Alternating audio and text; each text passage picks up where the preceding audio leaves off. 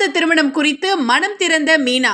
120க்கும் மேற்பட்ட படங்கள்ல நடிச்ச 90s நடிகை மீனாவுக்கு தமிழ் மற்றும் மலையாள சினிமா உலகில இப்போதும் நல்ல வரவேற்பு இருக்கு.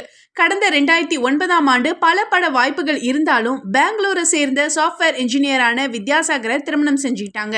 இந்த தம்பதிக்கு நைனிகா அப்படின்னு ஒரு மகளும் இருக்கிறாங்க.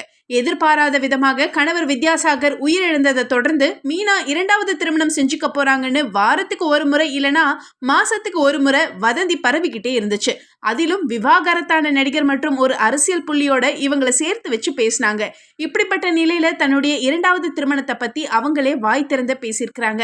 அதாவது ஒரு நிகழ்ச்சியில கலந்துகிட்ட அவங்க பேசும்போது, என் கணவர் வித்யாசாகர் இறந்ததும் நான் இன்னொரு கல்யாணம் செஞ்சுக்கிட்டதாக வதந்தி பரவுச்சு. இதனால நானும் என்னுடைய குடும்பமும் கடுமையான மனவேதனைக்கு ஆளானோம். ரெண்டாவது திருமணம் செஞ்சுக்க எனக்கு விருப்பம் கிடையாது. என் கவனம் எல்லாமே மகள் நைனிகா மேலதான்னு ரெண்டாவது திருமண வதந்திகளுக்கு கம்ப்ளீட் ஃபுல் ஸ்டாப் வச்சிருக்காங்க மீனா.